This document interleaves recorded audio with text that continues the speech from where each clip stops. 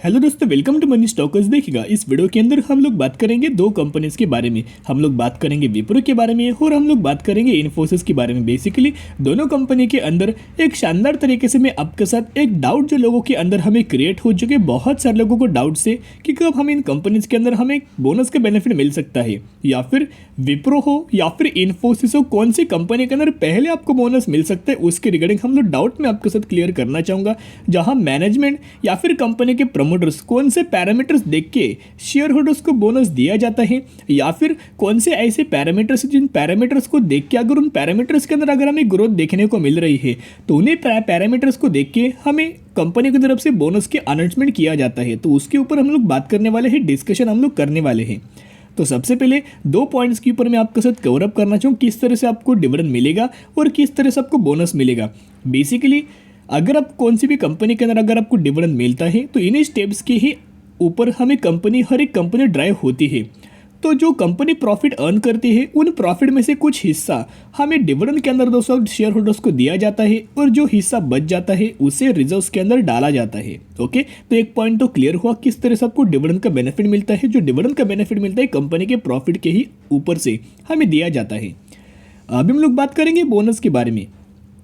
तो specifically bonus जो depend होता है वो रिजर्व्स के ऊपर डिपेंड होता है। अगर कंपनी के पास भर भर के हमें रिजर्व्स निकल के आ रहे तो 100% उन कंपनी के अंदर आपको बोनस का बेनिफिट मिल जाता है। बेसिकली रिजर्व्स में से कुछ हिस्सा शेयर कैपिटल के अंदर कन्वर्ट किया जाता है, और शेयर कैपिटल में से कुछ हिस्सा हमें इक्विटी शेयर्स के अंदर कन्वर्ट होता है, और उसके बाद आपको बोनस की हमें अनाउंसमेंट किया जाता है, बोनस की घोषणा हमें किया जाता है।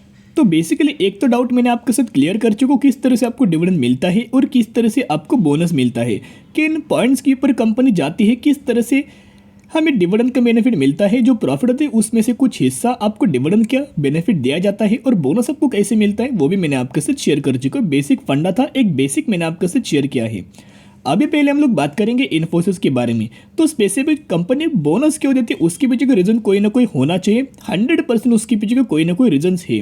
तो इसके पीछे का रीज़न क्या है कि क्यों कंपनी हमें बोनस देती है, इसका पीछे का कंपनी को कोई फ़ायदा है या फिर क्या शेयर होल्डर्स को सिर्फ हमें बेनिफिट देना होता है, ऐसी बात नहीं है। इसके पीछे कंपनी को भी बेनिफिट मिलता है, as well as shareholders को भी बेनिफिट दिया जाता है। अभी बहुत सारे लोग बोलेंगे कैसे। तो बेसिकली अगर आपको दोस्तों देखोगे तो एक कंपनी है जिसका प्राइसिंग हमें 10 रुपीज़ निकल के आया है। 10 रुपीज़ की कंपनी एक सालों के अंदर हमें 1000 रुपीज़ के लेवल हमें अचीव कर चुके हैं। ओके, जो कंपनी 10 रुपीज़ की थी एक सालों बाद 1000 रुपीज़ के लेवल्स के ऊपर कंपनी ट्रेड कर रही है। तो जब कंपनी 10 रुपये के ऊपर थी तब जो हमें इसके अंदर जो वॉल्यूम्स हमें जो क्रिएट हो रहे थे, बहुत ज़्यादा हमें वॉल्यूम्स क्रिएट हो रहे थे। लेकिन जब हमें 1000 रुपीज़ के कंपनी लेवल्स हमें जब कंपनी ने टच किए, एज कम्पेयर टू 10 हमें जो वॉल्यूम्स थे बहुत ज़्यादा कम हमें वॉल्यूम्स नज़र आए। एज वेल एज हमें वॉल्यूम्स के अंदर गिरावट हमें देखने को मिली, लिक्विडिटी के अंदर प्रॉब्लम्स देखने को मिली। तो वही लिक्विडिटी की प्रॉब्लम सॉल्व करने के लिए, वॉल्यूम्स की प्रॉब्लम सॉल्व करने के लिए यहाँ आपको बोनस की अनाउंसमेंट हो जाती है, यहाँ आपको स्प्लिट की अनाउंसमेंट हो जाती है। जब भी आपको बोनस मिलता है कंपनी के प्राइसिंग के अंदर भी हमें ड्रॉप आपको नज़र आ जाता है, और ड्रॉप होने से क्या होगा, कंपनी के वॉल्यूम्स के अंदर हमें जंप नज़र आएगी। तो जहां कंपनी को भी बेनिफिट मिलता है और साथ साथ हमें शेयर होल्डर्स को भी हमें बेनिफिट दिया जाता है। तो अभी मान चुके इन्फोसिस की बोनस हिस्ट्री के ऊपर। बेसिकली कंपनी ने 8 बार शेयर होल्डर्स को बोनस का बेनिफिट मिला है, या फिर कंपनी ने शेयर होल्डर्स को बोनस का बेनिफिट दिया है 8 बार। तो कुल मिला के टोटल नंबर 8 बार दिया है। मैक्सिमम नंबर ऑफ अगर आप बोनस के रेशियो देखोगे तो मैक्सिमम आपको 1:1 रेशियो के अंदर हमें बोनस का बेनिफिट दिया है। एक बार कंपनी ने 3:1 रेशियो के अंदर बोनस का बेनिफिट दिया था, यानी कि अगला जो आपको बोनस का बेनिफिट मिल सकता है वो 1:1 रेशियो के अंदर हमें ज़्यादातर चांसेस नज़र आ रहे हैं।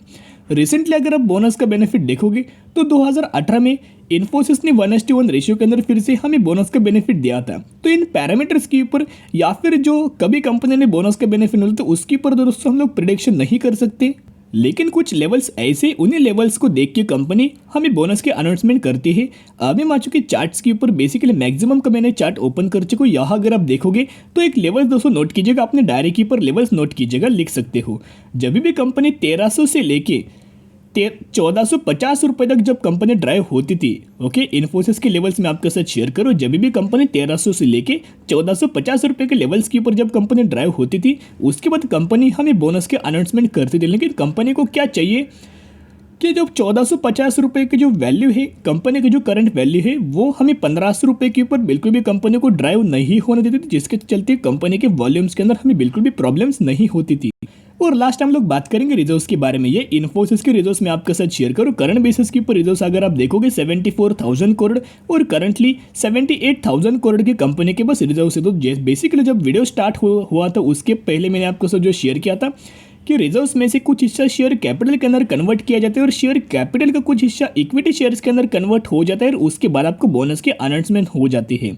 तो जो रिजर्व से मेन हमें की पॉइंट निकल के आया है, तो इन्फोसिस के पास भर भर के हमें रिजर्व निकल के आए हैं, यानी कि इन्फोसिस के अंदर हमें शानदार तरीके से पोटेंशियल नजर आ रहा है।